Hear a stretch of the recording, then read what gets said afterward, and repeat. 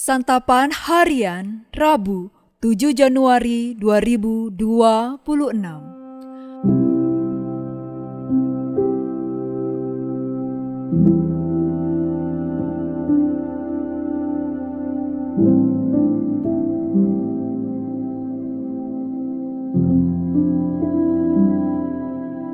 Inilah program Santapan Harian, sebuah program yang mengajak Anda menelusuri isi Alkitab, agar Anda menemukan makna firman Tuhan sesuai dengan konteksnya. Santapan Harian tertuju bagi Anda yang ingin memiliki kehidupan rohani yang segar, kuat, dan sigap. Hari ini kita akan membaca Yohanes pasal yang kelima, ayat 19 hingga ayatnya yang ke-47. Namun kita akan membacanya pada ayatnya yang ke-19 hingga ayatnya yang ke-30. Sebelumnya, mari kita berdoa. Tuhan Yesus, kami menyerahkan kehendak kami kepadamu hari ini. Tolong kami untuk selalu dekat denganmu di setiap waktu dan mengasihimu dengan selalu menaati firman-Mu. Di dalam kebenaran sabdamu ya Kristus, kami berteduh. Amin. Yohanes 5 ayat 19-30. Lalu Yesus menjawab mereka, "Sesungguhnya aku berkata kepadamu, anak tidak dapat mengerjakan sesuatu dari dirinya sendiri jikalau ia tidak melihat Bapa mengerjakannya. Sebab apa yang dikerjakan Bapa itu juga yang dikerjakan anak. Sebab Bapa mengasihi anak dan ia menunjukkan kepadanya segala sesuatu yang dikerjakannya sendiri. Bahkan ia akan menunjukkan kepadanya pekerjaan-pekerjaan yang lebih besar lagi daripada pekerjaan-pekerjaan itu, sehingga kamu menjadi heran. Sebab sama seperti Bapa membangkitkan orang-orang mati dan menghidupkannya, demikian juga anak menghidupkan siapa yang dikehendakinya.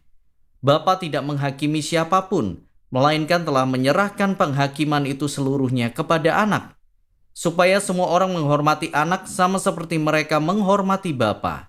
Siapa yang tidak menghormati anak, ia juga tidak menghormati Bapa yang mengutus dia. Sesungguhnya aku berkata kepadamu, siapa saja yang mendengar perkataanku dan percaya kepada dia yang mengutus aku, ia mempunyai hidup yang kekal dan tidak turut dihukum, sebab ia sudah pindah dari dalam maut ke dalam hidup. Sesungguhnya aku berkata kepadamu, saatnya akan datang dan sudah tiba sekarang, bahwa orang-orang mati akan mendengar suara Anak Allah, dan mereka yang mendengarnya akan hidup. Sebab sama seperti Bapa mempunyai hidup dalam dirinya sendiri, demikian juga diberikannya anak mempunyai hidup dalam dirinya sendiri. Ia telah memberikan kuasa kepadanya untuk menghakimi, karena ia adalah anak manusia. Janganlah heran akan hal itu, sebab saatnya akan tiba, bahwa semua orang yang di dalam kuburan akan mendengar suaranya, dan mereka yang telah berbuat baik akan keluar dan bangkit untuk hidup. Tetapi mereka yang telah berbuat jahat akan bangkit untuk dihukum. Aku tidak dapat berbuat apapun dari diriku sendiri. Aku menghakimi sesuai dengan apa yang aku dengar, dan penghakimanku adil. Sebab aku tidak menuruti kehendakku sendiri, melainkan kehendak Dia yang mengutus aku.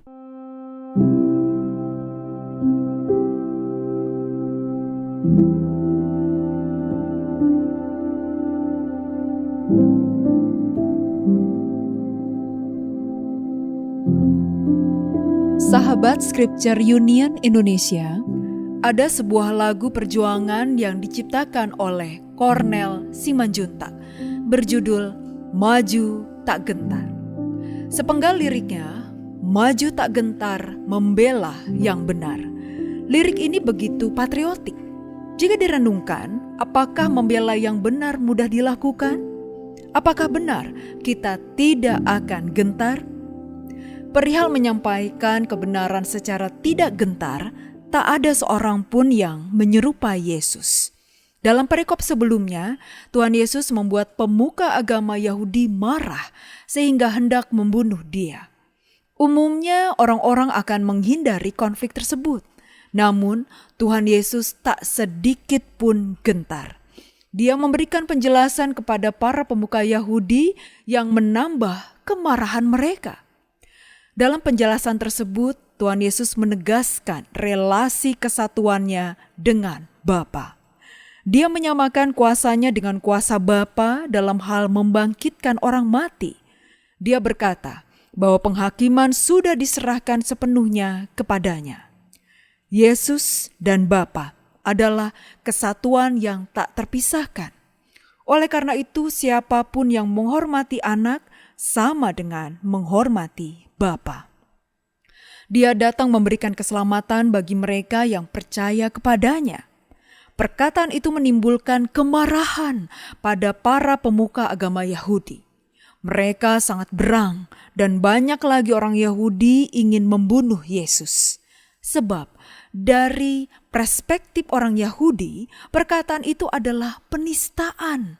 Menyampaikan kebenaran memang tidak pernah mudah dan beresiko. Sudah banyak orang yang mati karena memperkatakan kebenaran. Salah satunya adalah Tuhan Yesus. Kemudian murid-muridnya, juga Rasul Paulus. Demikian pula para bapak gereja dan masih banyak orang percaya yang lainnya. Orang yang menyampaikan kebenaran kadangkala menghadapi resiko ditentang, bahkan dimusuhi oleh orang lain yang menolak kebenaran yang disampaikannya. Lalu, bagaimana dengan kita sendiri? Apakah saat ini kita berani setia memberitakan kebenaran firman Tuhan dengan prinsip maju tak gentar, membela yang benar? Mari kita berdoa. Bapa di surga, berikanlah kami keberanian untuk membagikan kebenaran firman-Mu, meskipun banyak tantangan yang menghadang. Bantu kami untuk tetap teguh dan setia menjadi saksi kasih-Mu di tengah dunia. Di dalam terang sabda-Mu Kristus kami memohon. Amin.